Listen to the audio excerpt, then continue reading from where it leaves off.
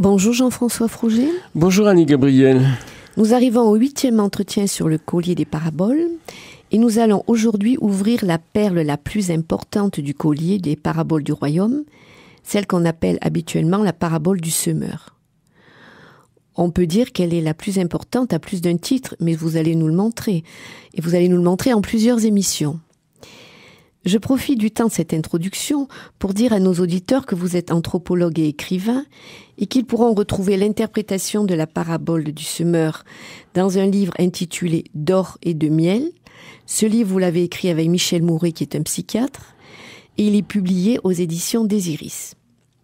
Dans ce livre, d'ailleurs, outre la parabole du semeur, vous étudiez aussi la parabole du filet.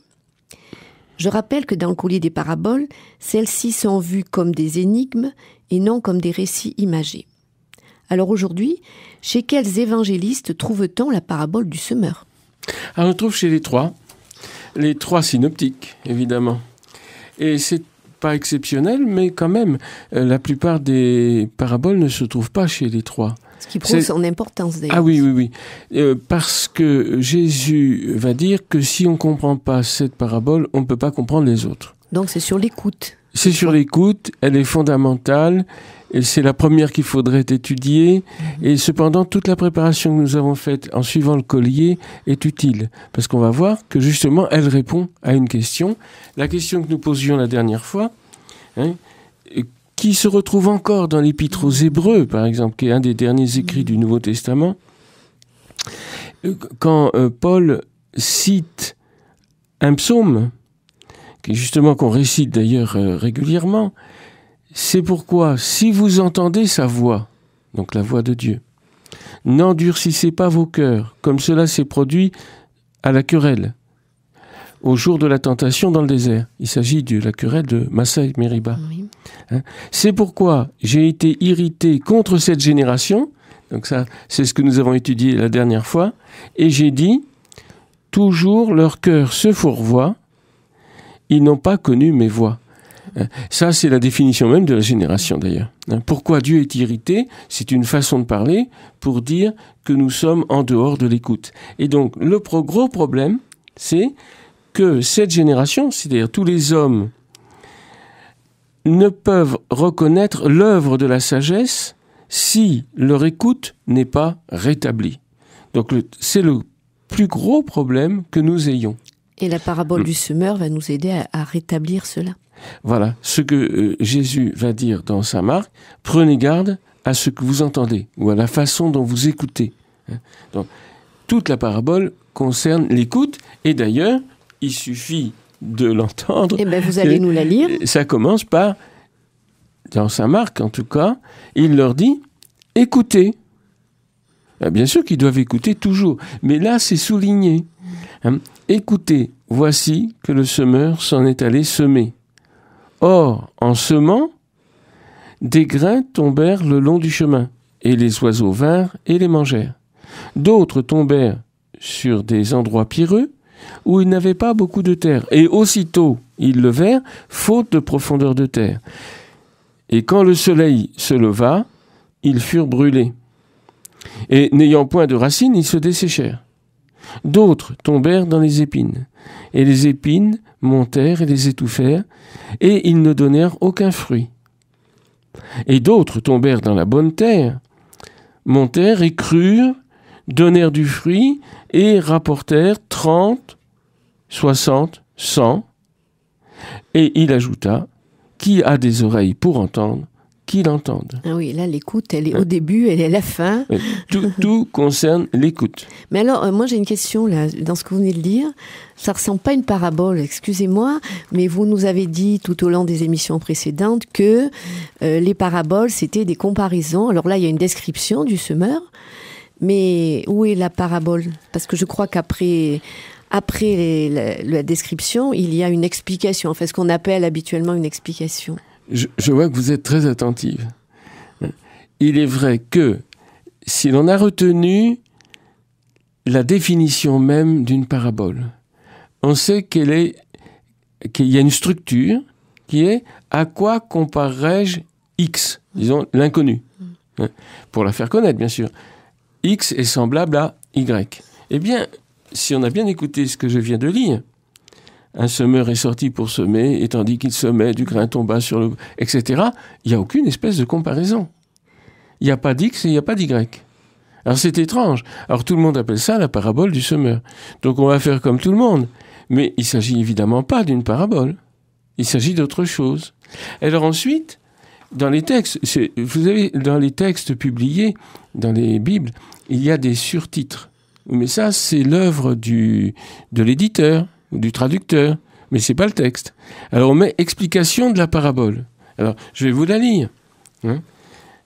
Écoutez bien, c'est le cas, parce que c'est tout vraiment un problème d'écoute. Et je vais lire l'explication, entre guillemets, dans Saint Matthieu. Écoutez donc, vous, la parabole du semeur. Ah bon? Alors ce qu'il a dit avant, c'était pas la parabole. Oui, parce qu'il va la dire là, alors. Il va la dire là. Ah, d'accord. Quiconque entend la parole du royaume, mais ne la comprend pas, le malin vient et enlève ce qui a été semé dans son cœur. C'est le semé, sous-entendu le grain semé, le long du chemin. Ah, là, on commence à sentir la parabole. Mais la comparaison. Bien sûr, la comparaison. Mais une parabole, c'est une comparaison. Plus, justement, quelques côtés énigmatiques. Et là, l'énigme est entière. Ça n'explique rien du tout. C'est à quoi comparerais-je ? Je rétablis en quelque sorte la structure habituelle. À quoi comparerais-je celui qui entend la parole du royaume et ne la comprend pas ? Il est semblable à du grain qu'on a semé au bord du chemin. Au bord du chemin, que les oiseaux sont venus et l'ont dévoré. Tout comme le malin est venu et a enlevé de ce qu'il a entendu de son cœur. Et alors, donc on a une comparaison qu'il va falloir étudier. Parce que si on croit l'avoir comprise à première audition, c'est qu'on n'a pas entendu en fait. Voyez ? Donc nous rétablissons l'énigme. Donc là, ça ferait déjà une parabole, ce que vous venez de dire. Bien sûr. Et comme il y a 4 exemples... En fait, il y a 4 paraboles. Il y a 4 paraboles en une. Alors, Jésus est très très concis, quelquefois il est d'une concision elliptique. Et il faudrait que nous lisions les 4 paraboles. Ah oui, je crois qu'il faut les réentendre. Les réentendre. Et séparer, en quelque sorte. Donc nous pouvons les entendre en reconstituant en quelque sorte, comme j'ai essayé là, à quoi puis-je comparer X, il ressemble Y. Voilà, qui alors, à quoi puis-je comparer l'homme qui écoute la parole du royaume et ne la comprend pas ? Il ressemble à de la semence qui tombe au bord du chemin et les oiseaux viennent et la dévorent.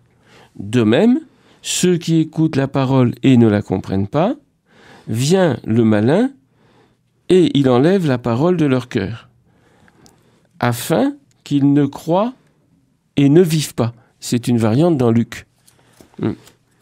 Deuxième parabole, qui a strictement la même structure. Mais évidemment, les 4 s'enchaînent, comme vous allez voir. À quoi puis-je comparer l'homme qui écoute la parole du royaume et qui se scandalise ? Il ressemble à de la semence qui tombe sur le rocher. Et aussitôt, elle lève, comme le soleil se leva, elle brûla, et parce qu'il n'y avait pas de racine, elle sécha. De même, ceux qui écoutent la parole et aussitôt avec joie la reçoivent, comme il n'y a pas de racine en eux-mêmes, ils sont d'un moment, et quand advient la tribulation ou la persécution à cause de la parole, aussitôt ils se scandalisent. Troisième parabole. À quoi puis-je comparer l'homme qui écoute la parole du royaume et qui ne porte pas de fruits ? Il ressemble à de la semence qui tombe parmi les épines, et les épines montent et l'étouffent, et elles ne donnent pas de fruits. De même, ceux qui écoutent la parole et la pensée de ce monde-ci, et l'erreur de la richesse, et les autres plaisirs de toute autre sorte entrent et étouffent la parole, et elle ne donne pas de fruits. Quatrième parabole. À quoi puis-je comparer l'homme qui écoute la parole du royaume et qui donne du fruit au centuple? Il ressemble à de la semence qui tombe dans de la bonne terre. Et elle monte et elle croît et elle donne du fruit 30, 60, 100.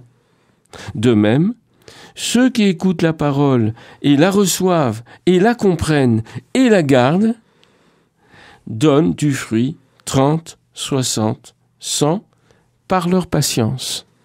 Voilà. Donc nous avons affaire, distribuée en fait en deux masses qu'on appelle la parabole et son explication. Qui en fait serait plutôt la description et la parabole peut-être. C'est-à-dire, on a d'abord la forme purement énigmatique. Pourquoi Jésus raconte une histoire de semeur? Et c'est tellement énigmatique, quoique apparemment si simple, que ses disciples en privé viennent le voir et lui disent « Mais qu'est-ce que tu as voulu dire avec cette parabole ?» Ils ont tout de même entendu qu'ils n'avaient pas compris. Alors, c'est là où on voit que les disciples sont déjà bien formés. Ils disent « Mais qu'est-ce qu'il a voulu dire ?» Donc, ils comprennent qu'ils ne comprennent pas.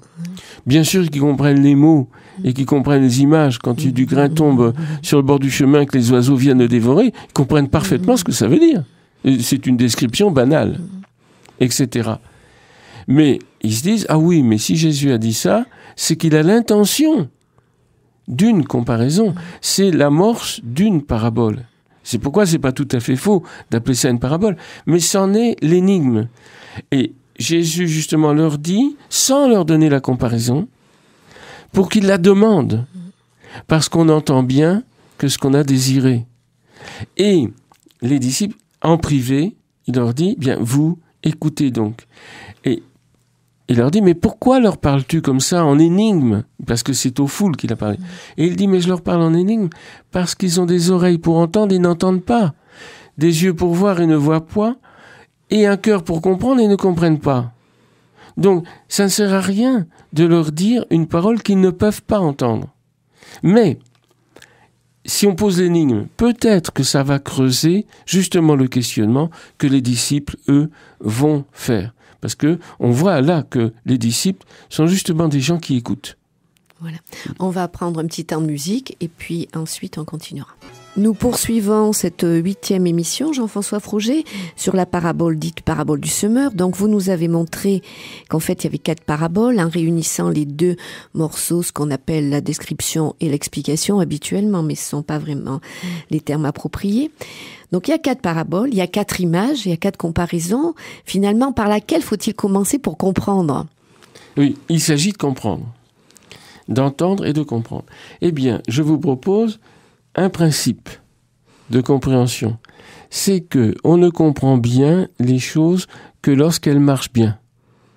Et pour comprendre comment est fait un réveil, une montre, il ne faut pas l'avoir écrasée.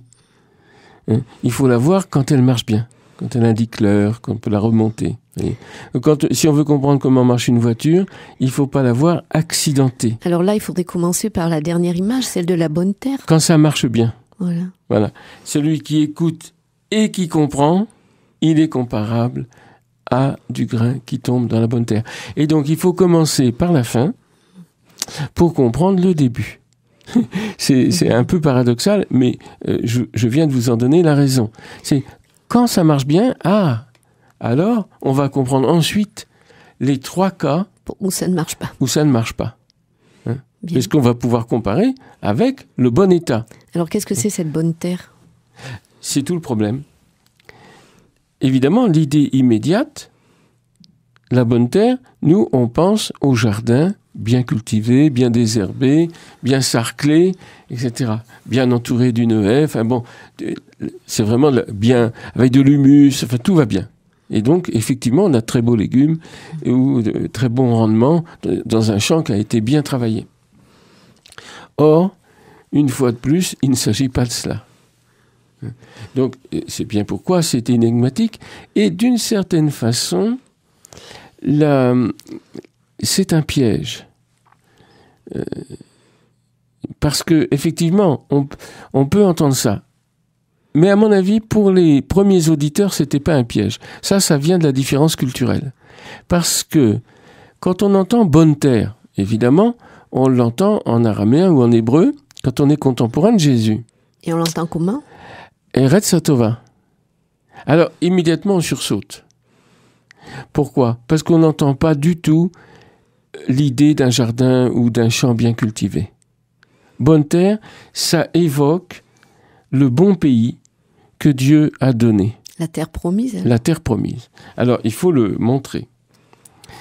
Je peux vous proposer un petit voyage, là aussi, dans l'Écriture sainte, pour montrer que ce terme, bonne terre, est utilisé. Il y a environ 2000 emplois du mot terre dans la Bible. Ah oui. Donc c'est assez nombreux, malgré tout. Il n'y a que 10 fois qu'on rencontre le mot bonne terre. Enfin, l'expression, Eretz Satova. Et parmi ces 10, il y a 8, donc la grande majorité, qui se trouvent précisément dans le Deutéronome, du chapitre 1 à 9. Et même, c'est encore plus précis que ça, dans le Deutéronome, chapitre 8. Alors, on va les voir, c'est important. Donc, c'est le peuple hébreu, conduit par Moïse, qui arrive au pied de la Terre Sainte. Ils vont franchir le Jourdain. Alors, ils envoient des gens de l'autre côté pour voir comment c'est. Vous vous souvenez de cette histoire avec Caleb et Josué. Oui. Donc, ils prirent dans leurs mains des produits du pays et nous en rapportèrent. Et nous firent le rapport, et Caleb et Josué dirent « C'est le bon pays que Yod-Hé-Vavé, notre Dieu, nous donne. » Donc, c'est parce qu'ils sont allés voir les fruits de ce pays qu'ils disent « Ah oui, eh bien, c'est bien le bon pays qu'il avait promis et qu'il nous donne. » La bonne terre. Donc, il faut le reconnaître, ce pays. C'est à quoi on le reconnaît ? À ses bons fruits. Un peu plus loin, au chapitre 8, et je prends dans la version targoumique, « Quand vous aurez mangé et serez rassasiés, vous bénirez la parole de Yod-Hé-Vavé, votre Dieu, pour le bon pays qu'il vous a donné. » Eretz Satova, la bonne terre qu'il vous a donnée. Prenez garde d'oublier jamais l'enseignement de la loi de Yod-Hé-Vavé. Parce que bien sûr, le gros problème qui va se présenter, c'est l'oubli. Donc la bonne terre évoque très précisément la terre promise. Et cette terre est l'objet d'un double don. Celui de la loi et celui du pays. Du pays matériel, si vous voulez. En fait, la bonne terre désigne deux choses. Le lieu où le peuple va pouvoir vivre en paix, en principe, et où il va pouvoir obéir à la Torah. Oui. Parce qu'il n'y aura pas de loi étrangère qui va l'empêcher d'exercer sa loi.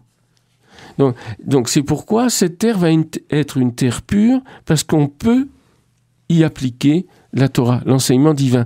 Dans un pays étranger, comme en Égypte, eh bien, on est obligé d'obéir aux lois du pays, qui ne sont pas les lois de Dieu. Et donc ça peut pas être une bonne terre. Même si par ailleurs il y a de grandes récoltes et tout ce qu'on voudra. Mais c'est une terre d'esclavage. Donc le bon pays, c'est aussi un pays de liberté. Alors c'est comme ça qu'il faut l'entendre. Le Deutéronome fournit l'essentiel du contexte culturel de l'expression clé de cette parabole. À savoir, écoute donc Israël, vous voilà aujourd'hui sur le point de passer le Jourdain pour entrer. Mais sachez que ce n'est pas en raison de vos mérites que Yod-Hé-Vavé, votre Dieu, vous aura donné ce bon pays, cette bonne terre, pour en prendre possession, puisque vous êtes des gens durs de nuque à recevoir l'instruction. Donc on retrouve l'avertissement que nous avons entendu dans la parabole précédente. Attention, vous êtes des gens durs de nuque, vous ne savez pas apprendre. Alors là, est-ce qu'on retrouve quelque chose de l'apprentissage dans la tradition orale ? Parce que dans la tradition orale, on se balance pour apprendre, on bouge la tête. Bien sûr. Et là, si on est dur de nuque, on ne peut pas se balancer ni bouger la tête. Voilà. Donc on est inapte à l'apprentissage rythmé par cœur. C'est une image, bien sûr, mais qui a sa correspondance physique, bien sûr. C'est corporel, tout s'incarne en nous. Eh bien, donc, dans le Deutéronome, on dit attention, vous rentrez dans la bonne terre, non pas à cause de vos mérites. Donc voyez tout de suite qu'il y a un contresens formidable à ne pas faire dans la parabole, c'est que si on donne du fruit 100 pour 1, c'est pas parce qu'on a bien travaillé. Oui, mais même pas parce qu'on a bien travaillé notre intérieur, à la limite. Même pas, aussi. mais bien sûr, Non. parce qu'on en Ça nous est donné. On en est incapable. C'est parce que Dieu nous l'a donné. Hein. Et donc, on ne peut écouter que si Dieu nous donne l'écoute. Et si nous recevons notre écoute de Dieu. Hein. Je reprends le passage, il est capital. Sachez que ce n'est pas en raison de vos mérites, donc là, pas en raison de votre travail assidu, acharné, hein, que Dieu vous a donné ce bon pays, cette bonne terre. Hein. Donc on va recevoir la bonne parole, la parole du royaume. C'est pas en fonction de notre mérite, c'est justement parce qu'on est dur de nuque et qu'on ne peut pas apprendre qu'il nous le donne pour qu'on puisse enfin apprendre. Alors nous sommes manifestement dans une situation d'enseignement. Hein. Et Jésus, il leur enseignait beaucoup de choses en parabole et il leur disait dans son enseignement, écoutez, bien sûr. Hein. Et on pourrait dire que pour entendre la parole de Dieu, il faut avoir reçu quelque chose de comparable à la bonne terre. Exactement. Exactement. On ne peut pas entendre s'il n'y a pas un don préalable. Alors, en théologie, on parlera de grâce prévenante. Et, sans doute, une longue ascèse, parce qu'ils reçoivent le bon pays, la bonne terre, mais après 40 ans de désert, malgré tout. Et quelques épreuves. Vous voyez, ils ont éprouvé la faim, la soif, le dénuement, la révolte, le désespoir. Ils regrettaient les oignons d'Égypte. Bien sûr, le confort et tout. Et dire, mais on va vers un avenir incertain, comment on va élever nos enfants, qu'est-ce qu'ils vont avoir à manger, tu nous as conduits dans ce désert pour qu'on meure. Ils se sont révoltés contre leur propre chef, contre Moïse. Eh bien, vous voyez bien que c'est ce contexte qu'il faut avoir pour comprendre la parabole de Jésus. À cause de cette expression. Donc, la semence qui tombe dans la bonne terre est une métaphore transparente du peuple qui entre dans le bon pays. C'est la même expression. Et les difficultés passées, c'est-à-dire les pérégrinations dans le désert, marquées par les rébellions, sont résumées dans, justement, vous êtes dur de nuque à recevoir l'instruction. Et explicitées dans la parabole, alors, comment on est dur de nuque à recevoir l'instruction? Eh bien, c'est explicité par les 3 échecs de la semence qui ne donne pas de fruits, tomber sur le chemin, sur la pierre, dans les épines. Eh bien, nous poursuivons, Jean-François Froger, dernière partie de ce 8e entretien sur la parabole du semeur. Donc, nous avons commencé par parler de la bonne terre, puisque vous nous aviez dit qu'il fallait toujours commencer par ce qui marche, pour bien comprendre. Et là, nous allons nous trouver donc au premier échec, j'oserais dire, de ces semailles, avec les graines tombées au bord du chemin. Est-ce que vous pourriez nous relire la recomposition à partir de la description, juste cette partie-là, puisqu'en fait, il y a 4 paraboles dans cet ensemble. Bien sûr, c'est donc 4. On relit le début, puisqu'on a commencé par la fin. Tout à fait. À quoi puis-je comparer l'homme qui écoute la parole du royaume et ne la comprend pas? Il ressemble à de la semence qui tombe au bord du chemin et les oiseaux viennent et la dévorent.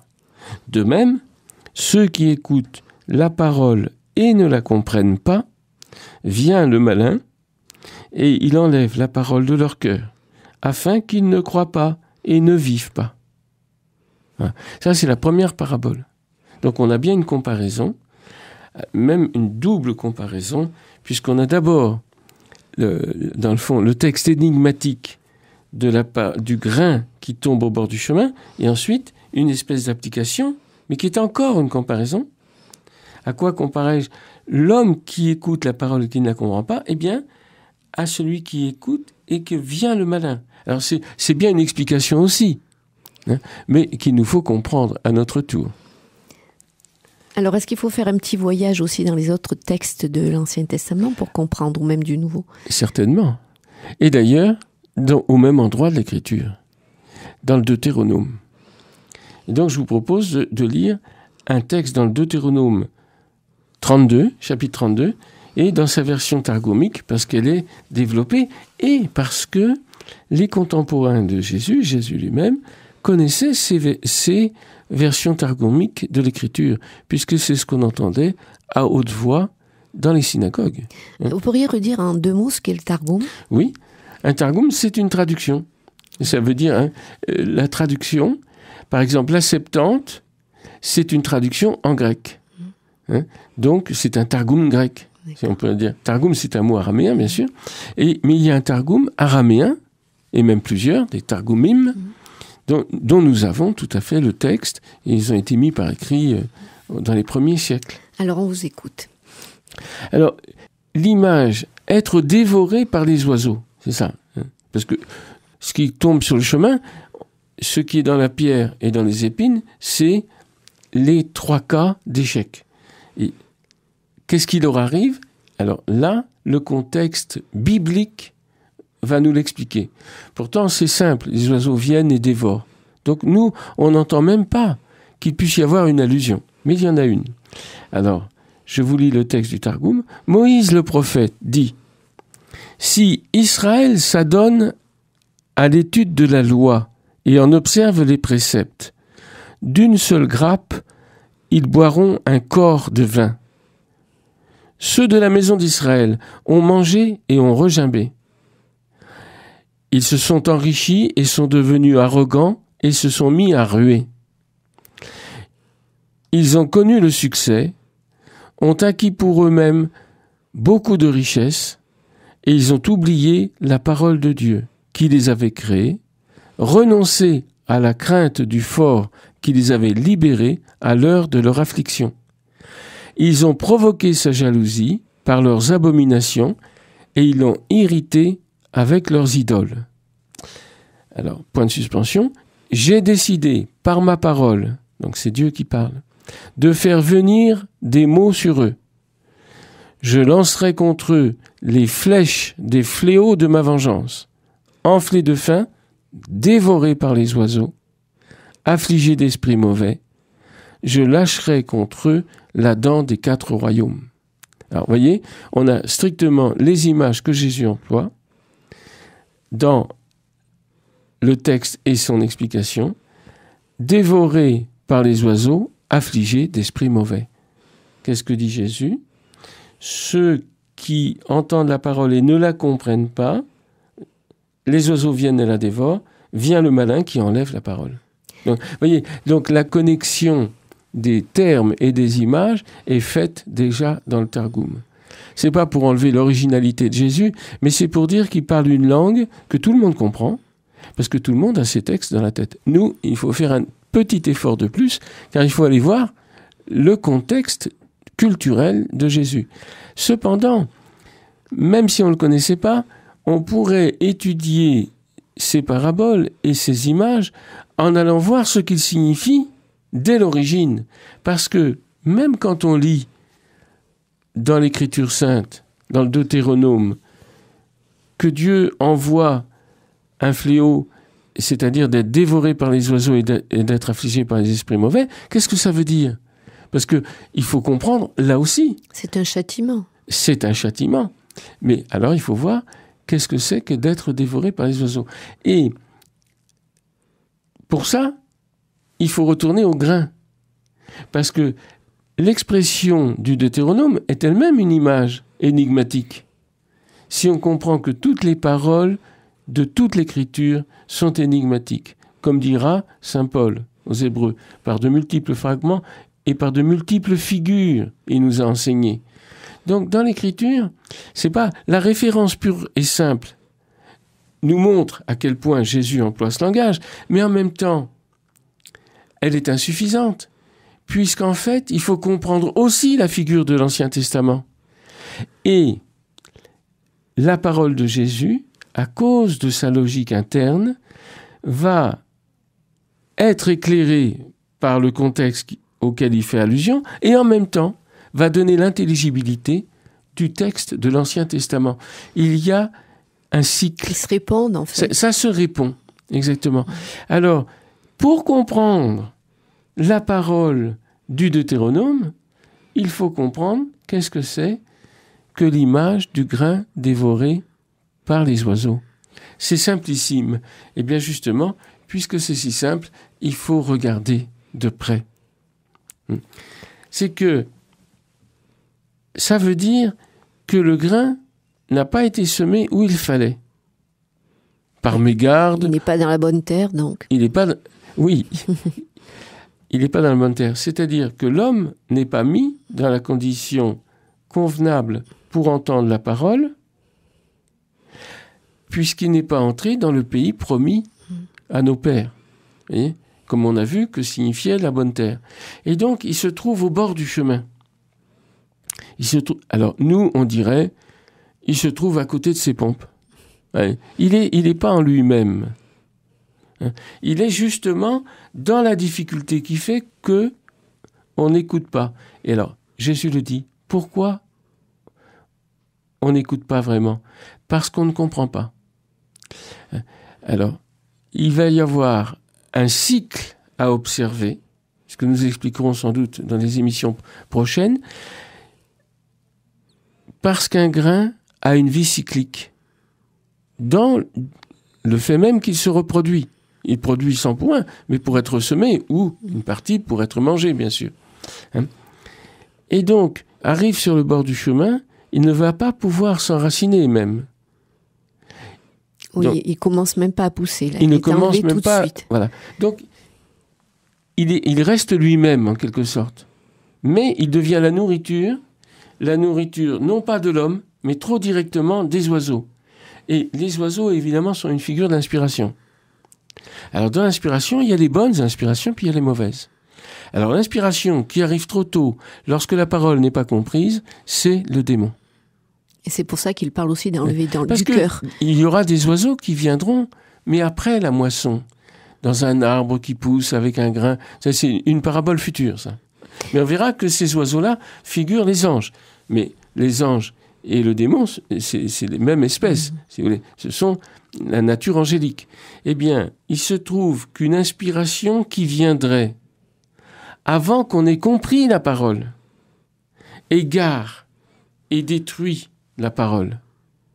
Et ça, c'est un des processus, justement, de perversion en nous. C'est-à-dire qu'il ne suffit pas d'entendre les paraboles de Jésus, par exemple, ou son enseignement. Il faut aussi les comprendre. Et pour ça, il faut être en condition de comprendre. Alors, ça nous renvoie à un très gros problème. Qu'est-ce que c'est que comprendre une parole ? Vous voyez ?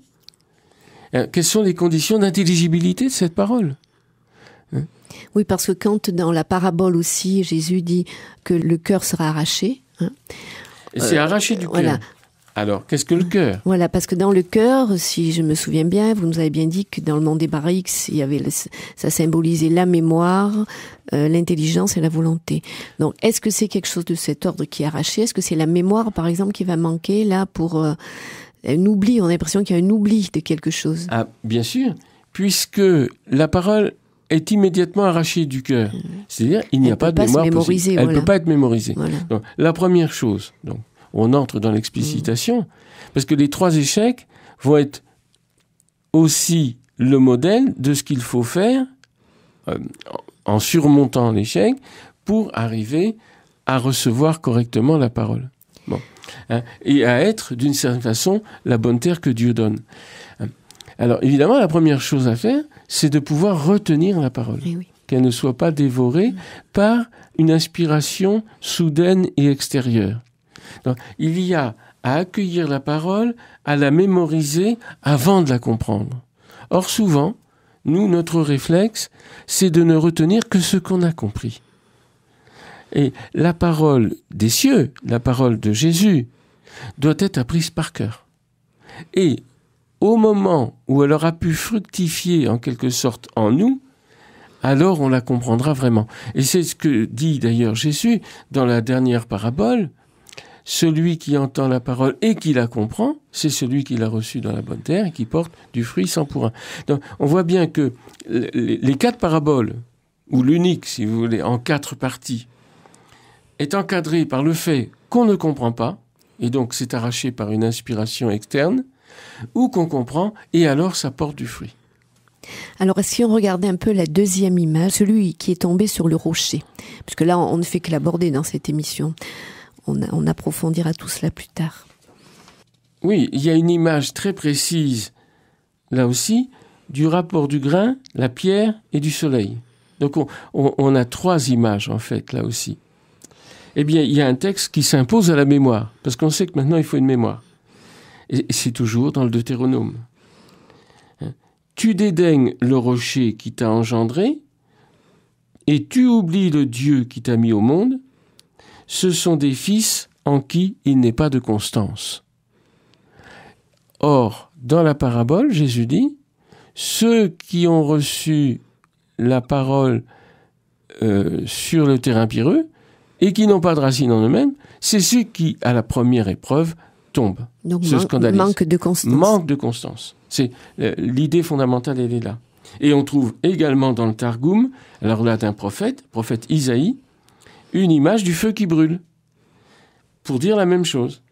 C'est un feu, car un feu est sorti de devant moi, et il a brûlé jusqu'aux profondeurs du Shéol, il a dévoré la terre, et ce qu'elle produit, et il a embrasé les fondements des montagnes. Alors ça, c'est évidemment un châtiment, et l'équivalence avec l'image de la parabole est évidente, et nous pouvons à coup sûr interpréter l'image de la semence qui tombe sur le rocher et qui est desséchée par le soleil levant comme signifiant la stérilité de ceux qui, ayant entendu l'enseignement, n'ont ni confiance ni constance devant l'épreuve. Ils ont renoncé à la crainte du fort, qui les avait libérés à l'heure de l'affliction. Et c'est cette interprétation qu'on trouve aussi dans l'explication de la parabole. Ceux qui sont sur le rocher, ce sont ceux qui, entendant avec joie, donc ils ont retenu quelque chose malgré tout. Ils font partie de ceux qui viennent écouter. Voilà. Mais ceux-là n'ont pas de racines. Donc, entre autres, ils n'ont pas assez médité l'Écriture, qui n'a pas remplacé encore l'esprit du monde en eux. Qui, pour un temps, font confiance, et au temps de l'épreuve, font défection. C'est-à-dire, sous la pression de la dérision et du dénigrement que le monde, depuis toujours, depuis Moïse jusqu'à aujourd'hui, donne de la parole inspirée, eh bien, les gens ne supportent pas ce dénigrement. Alors, vous croyez encore à ces choses-là, à notre époque. Bien, vous voyez, cette réflexion, elle a été faite à toutes les époques. C'est vraiment une rengaine. Alors, est-ce qu'on peut encore aller voir les épines? On a encore 2 minutes. Oui. Donc, les épines couvrant un terrain ont toujours figuré un châtiment dans l'Écriture, depuis la Genèse jusqu'au prophète Osée, en passant par Isaïe. Par exemple, et il dit à Adam, « Parce que tu as écouté la parole de ta femme et mangé des fruits de l'arbre au sujet duquel j'avais donné l'ordre en disant « Tu n'en mangeras pas, maudite soit la terre, pour ne t'avoir pas indiqué ta faute. » Alors, il faudrait expliquer ça, bien sûr. « Dans la peine, tu t'en nourriras tous les jours de ta vie. Elle fera germer et pousser pour toi des épines et des ronces, et tu mangeras l'herbe qui se trouve à la surface des champs. » Donc, dans la malédiction même de la terre, qui fera pousser des épines, c'est le châtiment du fait qu'on a écouté une parole étrangère qui est venue étouffer la parole de Dieu dans le cœur d'Ève d'abord et d'Adam ensuite. Alors moi, j'avais relevé chez Isaïe, on récoltera moins que ce qui a été semé et les épines pousseront parce qu'on a abandonné le droit et la justice. Alors, est-ce que ça a un lien, ça? Bien sûr, parce que dès que la parole n'est pas entendue, donc la parole, elle est faite pour donner la sagesse qui est, entre autres, de nous rendre capables de droiture et de justice. Eh bien, si on ne l'a pas entendu, ou si une autre parole vient troubler cette écoute, nous ne devenons plus capables de produire la justice qu'il faudrait, et par conséquent prolifère l'injustice. Et c'est cette image qu'Isaïe emploie, l'image des épines qui étouffent tout, pour dire l'injustice.